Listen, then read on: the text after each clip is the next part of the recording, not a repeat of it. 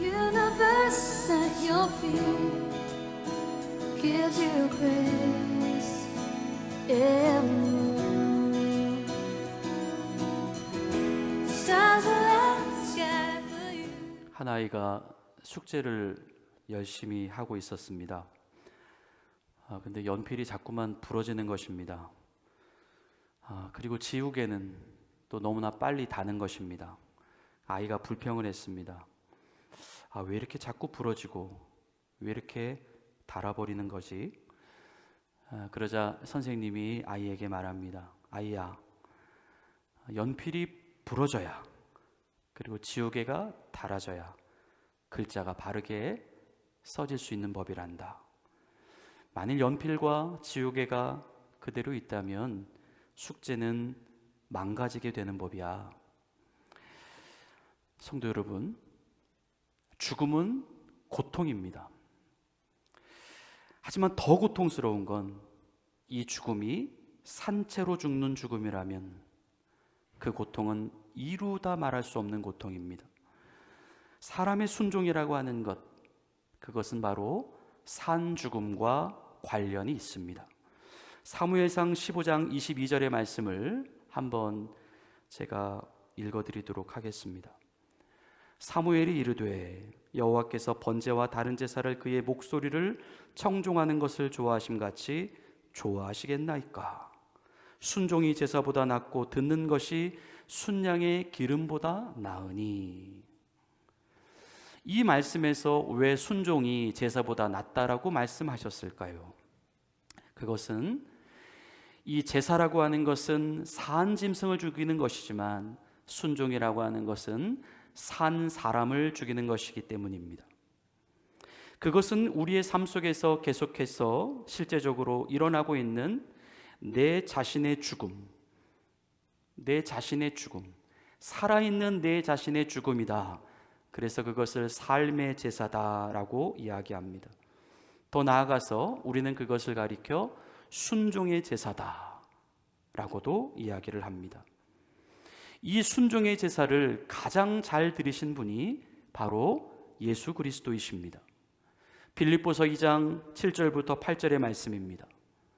오히려 자기를 비워 종의 형체를 가지사 사람들과 같이 되셨고 사람의 모양으로 나타나사 자기를 낮추시고 죽기까지 복종하셨으니 곧 십자가에 죽으심이라.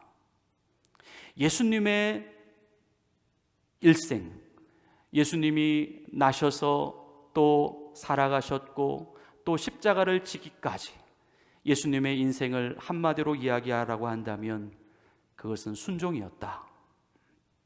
그래서 결국 죽기까지 순종하신 예수님이셨다. 순종의 정도라고 하는 것, 사실 이것은 사람마다 차이가 있습니다. 낮은 수준에서의 순종부터 높은 수준의 순종까지 그 스펙트럼은 굉장히 다양합니다. 순종의 수준이 사람들마다 차이가 나는 이유는 이 순종이라고 하는 것이 자유의 영역이기 때문입니다. 의지적 선택이라고 하는 것이죠. 물론 이 믿음이라고 하는 것도 자유의 영역입니다. 내가 믿을 것인가, 내가 말 것인가. 하지만 이 믿음에 있어서는 하나님의 매우 강력한 이해할 수 없는 개입하심이 있습니다. 우리는 그것을 하나님의 섭리다라고 부릅니다. 즉 오늘날 내가 스스로 믿음을 정말 완강히 거부하는 사람들도 하나님이 개입하시면 하나님은 그 어떠한 수단과 방법을 다 동원해서라도 결국에는 그 사람을 믿게 하십니다. 하지만 순종은 다릅니다. 이 믿음이 구원의 영역이라고 한다면 순종은 복의 영역입니다. 이 믿음이 예수님이 죽으신 영역이라면 이 순종은 내 자신이 죽는 영역입니다.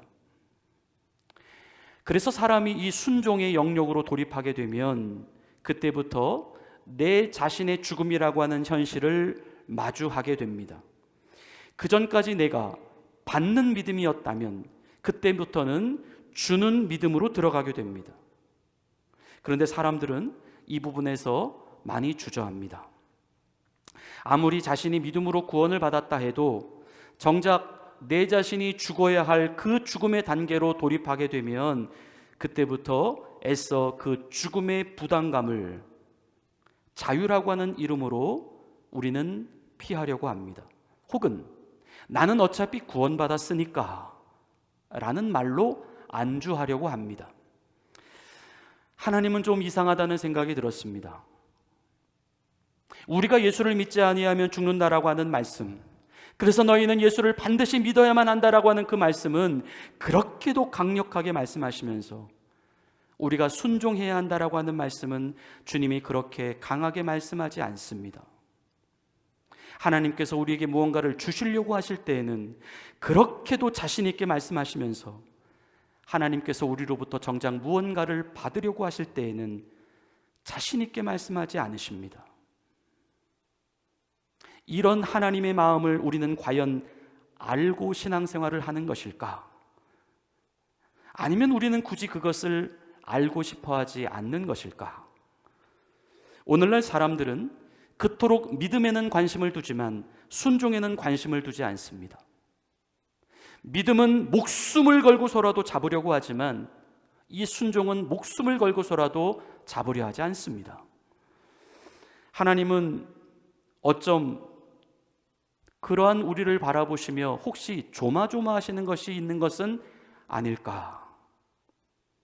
결국 하나님께 대한 불순종으로 말미암아 인간이 스스로 멸망의 길을 선택해서 나갔고, 그런 인간들에게 다시 또 순종을 말씀하다가 또 우리가 다시 그 순종을 거부하고 하나님의 품을 달아나 버린다라고 생각하면 어떡할까? 그것을 걱정하시는 것은 아닐까? 그리고 그렇게 하나님을 또다시 떠난다라고 생각했을 때에 그들은 하나님께로 다시 정말로 돌아오지 않으면 어떡할까? 그것을 염려하는 것은 아닐까라는 생각이 든다는 것이죠. 가끔씩 하나님의 말씀을 대언하는 설교자로서 제 자신이 딜레마에 빠질 때가 있습니다. 나는 하나님의 말씀을, 하나님의 입장을 대변하는 사람인가? 아니면 말씀을 듣는 사람의 입장을 대변하는 사람인가? 하나님은 우리에게 오늘날 너무나도 순종을 말씀하고 싶어 하십니다. 하지만 설교자로서 그것을 자신 있게 말씀을 드리지를 못합니다. 이 순종이라고 하는 것은 인기 있는 단어가 아니기 때문입니다. 이 단어는 성도들에게 대단히 부담을 주는 단어이기 때문입니다. 하지만 그럼에도 불구하고 이 단어를 반드시 전해야만 한다라고 하는 것은 그것이 오늘날 하나님의 말씀, 자신의 말이 아니라 하나님의 말씀을 대언해야만 한다라고 하는 그 설교자의 책무라고 생각되기 때문입니다. 하나님은 구원받은 우리가 이제 순종을 통하여 하나님과 더 긴밀한 관계로 들어가기를 원하십니다. 그리고 그 순종을 통하여 우리에게 너무나도 큰 하늘의 복을 주시고 싶어 하십니다. 요한복음 10장 10절의 말씀입니다. 내가 온 것은 양으로 생명을 얻게 하고 더 풍성히 얻게 하려는 것이라. 이 말씀에서 이 생명을 얻는다라고 하는 것은 바로 믿음으로 사람이 구원을 받는다라고 하는 의미이고, 생명을 풍성히 얻는다라고 하는 말씀은 이제 그렇게 구원을 받은 성도들이 그 이후에 순종을 통하여 더 풍성한 은혜와 축복을 누린다라고 하는 의미입니다. 우리가 하나님께 대하여 오해하지 말아야 할 것은, 하나님께서는 우리에게 순종을 요구하시는 이유가 우리의 어떤 것을 빼앗아 가시기 위함이 아니라고 하는 것입니다. 하나님께서 우리에게 순종을 요구하시는 이유는 우리에게 더 많은 것을 주고 싶으시기 때문입니다. 누가복음 6장 38절에 기록된 예수님의 말씀입니다. 주라, 그리하면 너희에게 줄 것이니 곧 후히 되어 누르고 흔들어 넘치도록 하여 너희에게 안겨주리라. 여기서 이 주라라고 하시는 말씀이 순종으로의 요구입니다. 준다라고 하는 것, 준다라고 하는 것, 이것은 구체적인 행위이며 내 자신으로부터 시작되어야 할 영역입니다. 주는 주체가 바로 나다라고 하는 것입니다. 순종의 주체가 나라고 하는 의미입니다. 주어야 흔들어 넘치도록 받을 수 있다. 이것은 어떤 하나님과 딜을 하자라고 하는 의미가 아니라 그만큼 순종이 너희들의 인생 가운데 중요하다라고 하는 것을 예수님이 말씀하시는 것이고, 하나님께서 그렇게 계속해서 우리의 삶 가운데 이 순종에 대한 동기부여를 하고 계신다. 구원이라고 하는 것이 무엇일까요? 구원은 우리가 하나님을 믿게 된 사건입니다. 이 하나님께 대하여 믿는다라고 하는 그 믿음은 이제 하나님께 대하여 내가 더 이상 어떠한 오해를 이제 갖지 않게 되었다. 더 이상 하나님께 대하여 내가 경계할 필요도 없고 의심할 이유도 없고, 이제 그분께 대하여 그 어떠한 거리도 둘만한 구실이 완전히 다 사라졌다. 그러니 우리는 예수님을 믿게 되면서 하나님께 대하여 내 생명까지도 드린다라고 하는 고백을 한다는 것입니다. 우리는 구원을 통하여 하나님의 사랑, 나를 향한 그 하나님의 사랑을 우리는 절대적으로 확인받았습니다. 그것은 예수 그리스도의 십자가를 통하여 우리에게 자신의 사랑을 부인할 수 없도록 증명해 주신 그 하나님 아버지의 사랑입니다. 로마서 5장 8절의 말씀입니다. 우리가 아직 죄인 되었을 때에 그리스도께서 우리를 위하여 죽으심으로 하나님께서 우리에 대한 자기의 사랑을 확증하셨느니라. 즉 우리는 이제 하나님께 대한 확신을 얻기 위하여 더 이상 하나님께 요구할 수 있는 것이 없다는 것이죠. 하나님은 다 하셨습니다. 그리고 우리는 다 알았습니다. 그러니 하나님께서 우리에게 이렇게 말씀하시는 것입니다. 이제 너희가 나를 믿어도 되지 않니? 나를 믿고 나에게 너희의 모든 것을 다 던져도 되지 않니? 하나님께서 이에 대한 확신을 주시기 위하여 자기의 아들을 우리 대신 죽게 하셨습니다. 우리에게 그토록 신뢰를 얻고 싶으셔서 자기 아들의 죽음을 그분이 먼저 취해 주셨다는 것입니다. 그리고 그 확신을 통하여 이제 하나님께 온전히 순종하는 하나님의 자녀를 만드시기 위함이었다는 말씀입니다. 하나님은 바로 그 목적을 위하여 우리에게 구원의 사건으로 다가오신 것입니다. 하나님은 오늘 나아만 장군의 이야기를 통하여 순종의 중요성을 다시 한번 일깨워 주십니다. 아람 나라의 군대 장관, 막강한 권력자입니다. 재물이 많았습니다. 힘도 강했겠죠. 하지만 이 나아만 장군은 당시에 사람이 고칠 수 없는 문둥병을 가지고 있었습니다. 근데 어느 날 나아만 장군이 자신이 포로로 데리고 있었던 한 이스라엘의 여자 어린 소녀로부터 이스라엘 땅에는 당신의 병을 낫게 할 수 있는 하나님의 선지자가 있습니다라는 말을 듣게 됩니다. 이 나아만이 자신의 처지가 하도 급하니까 그 어린 소녀의 말을 그래도 믿음으로 잡습니다. 그리고 그는 소녀가 말한 그 하나님의 선지자를 만나기 위하여 그 먼 아람 땅에서부터 수많은 금은 보화월을 가지고 또 그에게 줄 선물을 가지고 그가 살고 있는 이스라엘 땅을 향해 찾아오게 되는 것입니다. 생각해 보십시오. 이 아람 나라의 군대 장관으로서 아무리 그가 문둥병에 걸려있는 상황이었다 하더라도 이 어린 소녀의 말을 듣고 그렇게 먼 거리를 움직였다라고 하는 것 쉽지 않은 결정이었을 것입니다. 그냥 특별히 뭐가 보여서가 아니라 그 또한 일종의 믿음이었다. 그가 하나님의 선지자가 살고 있는 집 앞에 이제 당도하게 되었습니다. 그런데 그렇게 자신의 아픈 몸을 이끌고 그 먼 길을 찾아왔던 나아만, 그리고 수많은 금은보화와 선물을 가지고 하나님의 사람을 잔뜩 기대하며 찾아온 이 나아만, 하지만 하나님의 선지자인 당시 엘리사는 나가보지를 않습니다. 나가서 그를 환영조차도 안 해줍니다. 그러면서 단지 다른 사람을 시켜서 요단강이라고 하는 작고 볼품없어 보이는 강에 가서 그의 몸을 7번 씻으라고만 말합니다. 그러면 병이 낫는다는 것입니다. 여러분, 만일 여러분께서 이 나아만의 입장이었다면 이러한 말을 듣고 어떠한 행동과 어떠한 자세를 취했겠습니까? 오늘 본문 10절의 말씀입니다. 엘리사가 사자를 그에게 보내어 이르되 너는 가서 요단강에 몸을 7번 씻으라. 내 살이 회복되어 깨끗하리라 하는지라. 그런데 이러한 하나님의 선지자가 보여준 태도가 이 나아만 장군의 자존심을 건드렸습니다. 굉장히 상하게 했습니다. 그래서 이 선지자가 말한 내용이 이것이다 저것이다 라고 하는 것을 판단하기 이전에 그가 보여준 그 태도 때문에, 그 반응 때문에, 굉장히 성의 없게 다가왔던 그 모습 때문에 나아만 장군은 그 일로 인하여서 분노가 일어났다라고 성경은 말씀합니다. 그리고 너무나 화가 나서 그냥 자기의 나라로 돌아가려고 했다라고 성경은 말씀합니다. 본문 11절부터 12절입니다.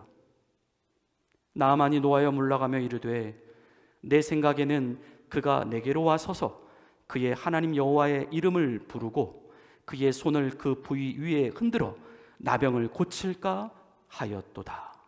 다메섹강 아마나와 바르바른 이스라엘 모든 강물보다 낫지 아니하냐. 내가 거기서 몸을 씻으면 깨끗하게 되지 아니하랴고 몸을 돌려 분노하며 떠다니. 지금 이 순간까지 이 나아만은 그냥 하나님의 선지자로부터 들었던 그 말이 그냥 물에 씻으면 낫는 병이다라는 정도로 이해를 했다는 것이죠.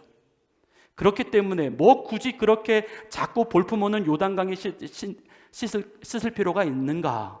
우리 강에는 이보다 더 넓고 웅장하고 더 대단하고 깨끗한 강들이 너무나 많은데, 그러면서 그렇게 생각했다는 것이죠.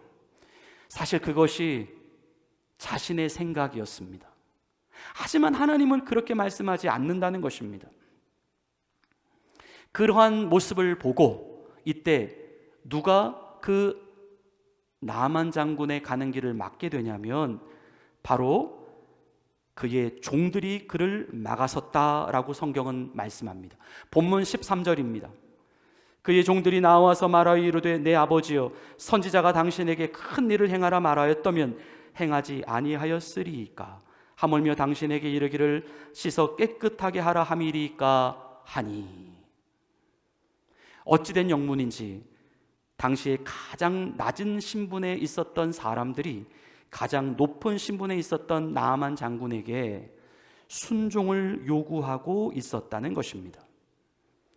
그 하나님의 사람이 말한 대로 한번 해보라는 것입니다. 당신의 자존심이나 어떤 순간의 기분보다 더 중요한 것이 당신의 생명이지 않습니까? 그런데 이 종들이 나아만 장군에게 순종을 요구하고 있었을 때에 그들의 태도가 중요했다는 것입니다. 그들은 나아만 장군이 보여주었던 어떤 신앙적인 미성숙함, 그 어떤 믿음의 부족함을 이유로 들어서 당신의 결정이 잘못된 것 아닙니까? 라고 그렇게 질책하는 행동으로, 또는 당신의 행동은 성숙하지 못한 것입니다 라고 그렇게 신앙적인 믿음적인 이유를 들어서 그의 권위를 가볍게 여기는 태도를 취하지 않았다는 것입니다. 즉 그가 가진 신앙이나 믿음에 아쉬움이 있었다고 해서 그가 가진 세상적인 권위를 훼손하지 않았다는 말씀입니다. 그들은 그의 권위가 최대한 훼손되지 않는 범위 내에서 하나님의 선지자의 말을 들어줄 것을 간곡히 부탁합니다. 그러한 이유가 이 종들이 나아만을 향하여 내 아버지여라고 부르는 모습 속에서 찾아볼 수가 있습니다.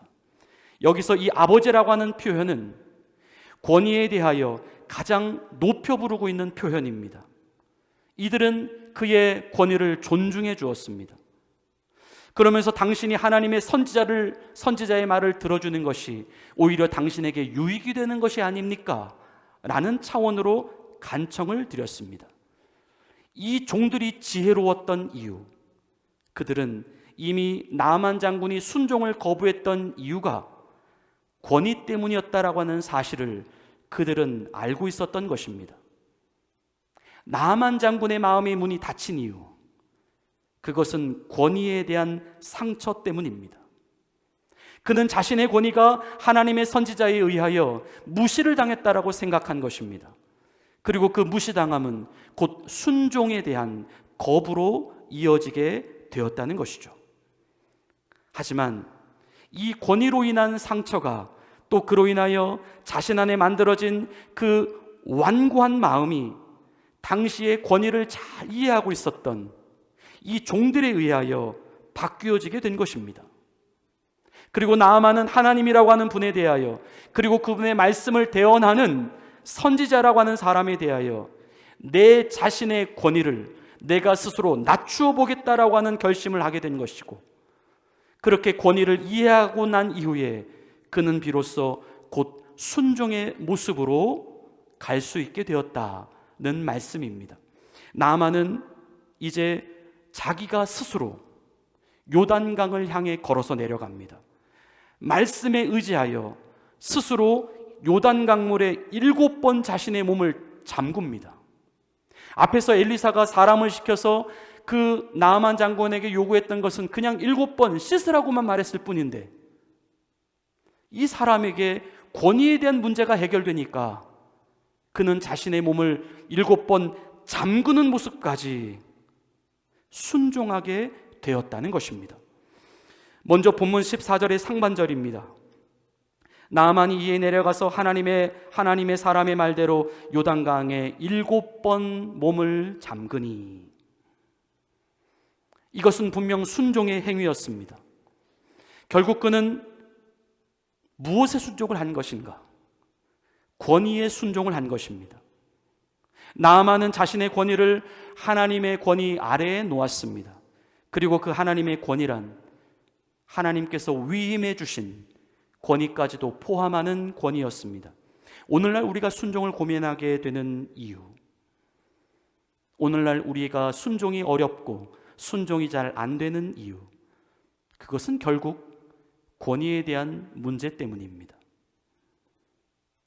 사람은 그가 아무리 하나님을 믿는 사람이라 할지라도 권위에 대한 문제가 해결되지 아니하면 결코 순종의 사람이 될 수 없습니다. 아니, 이 순종이라고 하는 말 자체가 성립이 될 수가 없습니다. 설령 그가 순종을 하였다 하더라도 그 상태에서 이루어진 순종은 강요된 순종이거나 순종을 가장한 아첨일 수밖에 없습니다. 사람에게는, 특별히 우리 그리스도인들에게는 권위에 대한 상처가 아물어져야 합니다. 그 상처가 치유되지 않는 이상은 순종이 불가능합니다.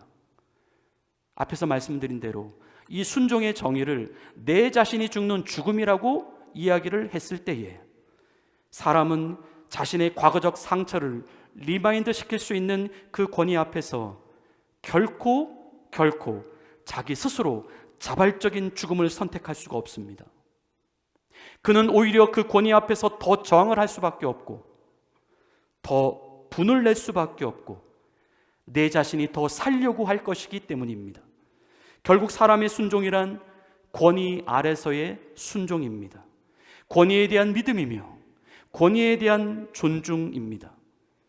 오늘 말씀에서 나아만 장군이 자신의 몸을 잠갔다라고 하는 의미는, 기억하십시오, 잠깐 씻고 나왔다는 의미가 아닙니다. 이것은 자기의 몸을 완전히 물 속에 집어넣었다는 것입니다.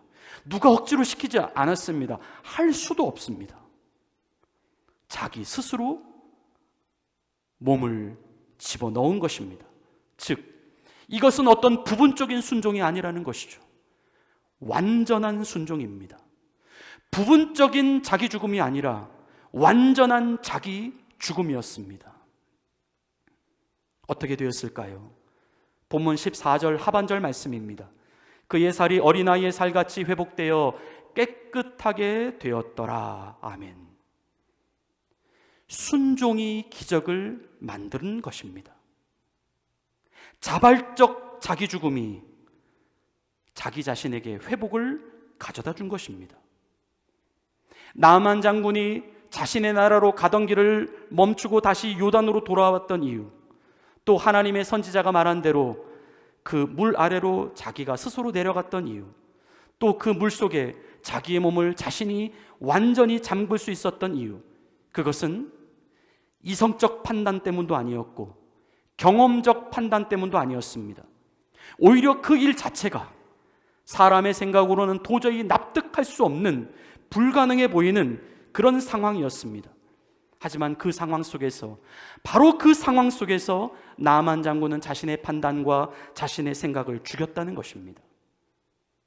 이것이 곧 자신의 죽음이며 순종입니다. 다시 말하여 그 말씀을 하고 있는 선지자의 권위 아래로 자기 자신을 집어 넣었다는 의미입니다. 나만 장군은 그 아람이라고 하는 나라의 군대 장관의 권위를 가지고 있습니다. 이런 사람이라면 그는 이 권위에 대하여 굉장히 잘 알고 있었던 사람이었을 것입니다. 사람으로 치면 그 권위가 거의 왕 다음으로 높은 권위.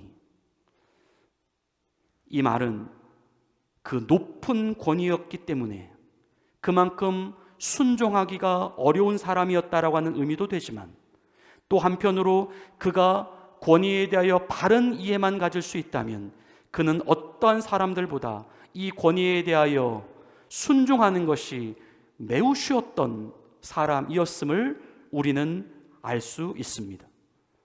나아만은 자신보다 높은 권위를 발견했습니다. 그것은 바로 하나님의 권위입니다.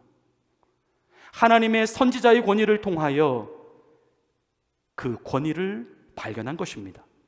그리고 그 권위가 인정되자 그는 순종하기를 거부하지 않습니다. 주저하지 않습니다. 망설이지 않습니다. 부분이 아닙니다.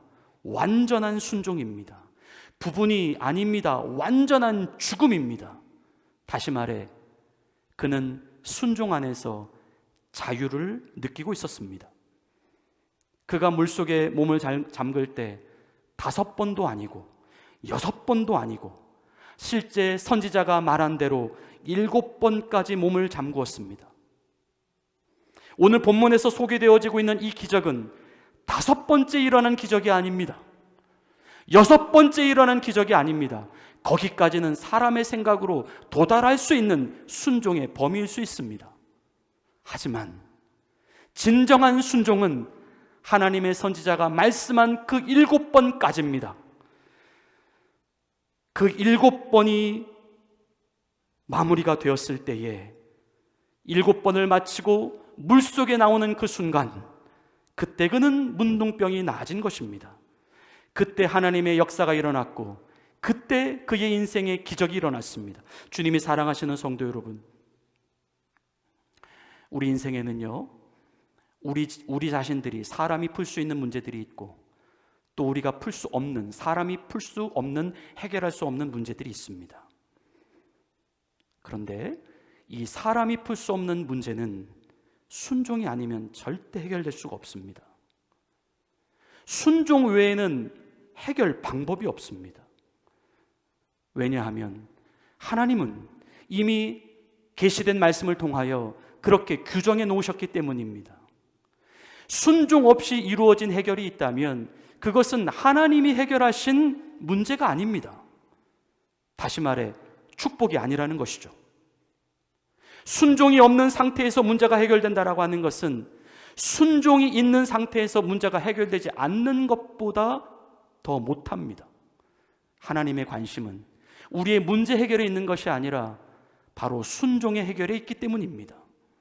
하나님은 우리가 문제를 해결할 수 있는 열쇠로 순종이라고 하는 키를 오늘 말씀을 통하여 찾기를 원하십니다.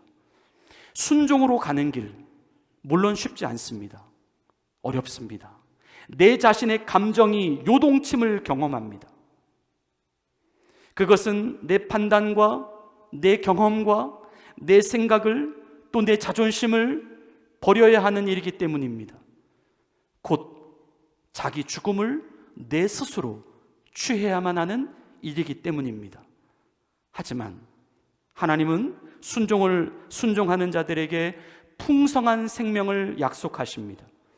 오직 우리가 예수 그리스도를 통하여 그분 한 분만을 통해 하나님 아버지께로 갈 수 있듯이 우리는 오직 순종을 통해서만 문제 해결의 지점으로 도달할 수가 있게 되는 것입니다. 우리는 지금 하나님을 부분이 아니라 완전히 믿고 있음을 고백합니다. 아멘이십니까? 그렇다면 우리는 순종을 고민할 이유가 없습니다. 우리를 순종으로 안내하는 권위를 우리는 피하거나 두려워할 이유가 없습니다. 세상 모든 권위의 주인은 하나님이시기 때문입니다. 그래서 우리는 사람에게 순종하는 것이 아니라 하나님께서 그 사람에게 주신 권위에 대하여 우리는 순종하는 것임을 믿으시기 바랍니다. 권위란 사람에게서 나온 것이 아니라 하나님에게서 나온 것이기 때문입니다. 즉 하나님께로부터 위임된 권위이기 때문입니다. 우리가 이 비밀을 알면 순종은 대단히 쉬워집니다. 그리고 우리는 권위 아래에서 자유를 느낍니다. 아직도 내 안에 내 자신이 꽉 쥐고 있는 것이 있다면 이제는 하나님께 완전히 내려놓을 수 있기를 바랍니다. 순종이 기적을 이루어낼 것입니다. 오늘 나아만이 경험한 이 순종의 기적처럼 말입니다. 문제의 해결을 순종의 열쇠를 통하여 해결받으시는 하나님의 거룩한 자녀들이 되시기를 예수님의 이름으로 간절히 축원을 드립니다.